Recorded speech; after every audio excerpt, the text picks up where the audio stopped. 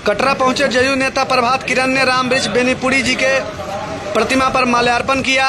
माल्यार्पण करने के पश्चात दर्जनों कार्यकर्ताओं को जदयू पार्टी में ज्वाइन कराया। देखिए क्या कुछ कह रहे हैं, पूरी रिपोर्ट।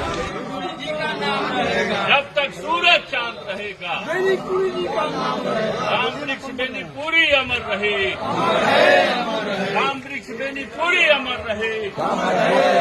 जब तक सूरज चांद रहेगा, जब तक सूरज चांद रहेगा। कलम के जादूगर, जिनको कलम का जादूगर पूरी दुनिया में कहा गया है, श्री रामवृक्ष बेनीपुरी जी का पुण्यतिथि है। और आज पुण्यतिथि के अवसर पर चूंकि उनकी प्रतिमा यहाँ कटरा में स्थापित है, इसलिए हम लोगों ने पार्टी के तरफ से उनको माल्यार्पण किया है और उनकी पुण्यतिथि को मनाया है, उनको याद किया है। आज के दिन जो है बेनीपुरी जी ने जिस तरह से अपने साहित्य के माध्यम से और स्वतंत्रता संग्राम में लड़ाई में भाग लेकर के, असहयोग आंदोलन में भाग लेकर के, और उन्होंने अंग्रेजों को खदेड़ने का काम किया था। उनकी जो कविताएं थी उससे, वो जब कविता कहते थे तो उससे जो सोया हुआ आदमी रहता था, बूढ़ा आदमी रहता था, उसके भी शरीर में जो है लहू जो है उमड़ पड़ता था और लोग स्वतंत्रता संग्राम के आंदोलन के प्रति और भी प्रतिबद्ध हो जाते थे। इसलिए आज हम लोगों ने उनको याद किया है। इसके अलावा और कोई कार्यक्रम भी है आज?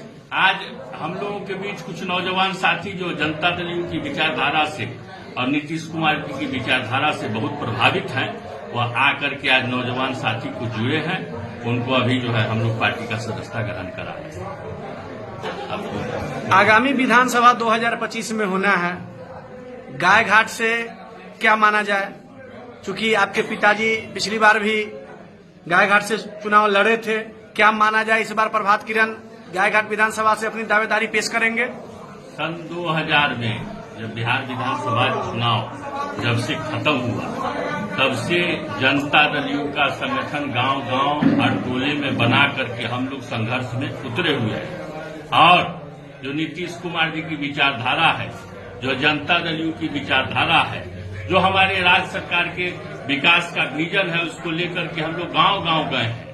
और इस 4 वर्षों में हम लोगों ने ऐसा संगठन बनाया है कि गांव-गांव में आप देखते होंगे, जाते होंगे, मीडिया के साथी हैं, चारों तरफ जाते होंगे, गांव-गांव में जनता दल यू का कार्यकर्ता जो है उत्साहित है। और 2025 की लड़ाई लड़ने के लिए हम लोग पूरी तरह से तैयार हैं। और पिछली बार चूंकि हमारे पिताजी लड़े थे और संघर्ष में मैं उतरा हुआ हूं, तो साथियों की राय है कि नौजवान इस बार लड़ना चाहिए, तो निश्चित रूप से हमारी दावेदारी है। गठबंधन में अगर ये सीट जदयू के खाते में नहीं आती है, वैसे में आप किस तरह से दावेदारी पेश करेंगे? गठबंधन में पूरी तरह से आप जान लीजिए कि गठबंधन में यह सीट जनता दल यू की थी और जनता दल यू की ही रहेगी। इसके लिए किसी को सोचना नहीं चाहिए। जनता दल यू की यह पारंपरिक सीट रही है, पहले से भी 2005 में भी जनता दल यू लड़ी थी। बीच में किन्हीं कारणों से एक बार दूसरी पार्टी लड़ी, लेकिन फिर पिछला चुनाव भी हम लोग लड़े और निश्चित रूप से यह जनता दल की सीट है। खासकर भूमि एवं राजस्व में अगर देखा जाए तो अंचल में गरीब, शोषित, वंचित लोगों का शोषण होता है।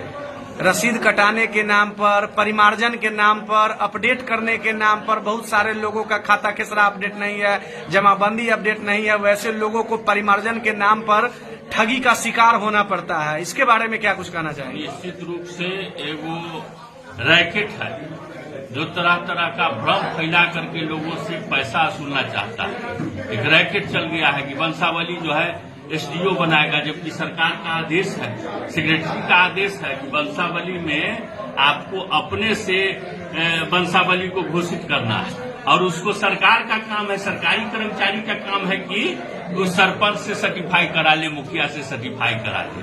तो इन सब चीजों पे भ्रम की स्थिति बनी हुई है। लेकिन जनता दल यू के वर्करों की हम लोग बैठक करके और गांव-गांव में सरकार का जो आदेश है और सरकारी जो प्रक्रिया है उसको बता करके हम लोग गांव-गांव में, पंचायतों में कार्यकर्ताओं को बैठाने जा रहे हैं, ताकि किसी भी दलाल का कोई उपाय नहीं चल पाए। जिंदाबाद जिंदाबाद जिंदाबाद नीतीश कुमार जिंदाबाद जिंदाबाद जिंदाबाद जनता दल यूनाइटेड जिंदाबाद जिंदाबाद जिंदाबाद एनडीए गठबंधन जिंदाबाद जिंदाबाद जिंदाबाद जिंदाबाद जिंदाबाद जिंदाबाद जिंदाबाद जिंदाबाद जिंदाबाद जिंदाबाद कागज 88 का विधायक कैसा हो, कागज 88 का विधायक कैसा हो, प्रभात किरण जिंदाबाद।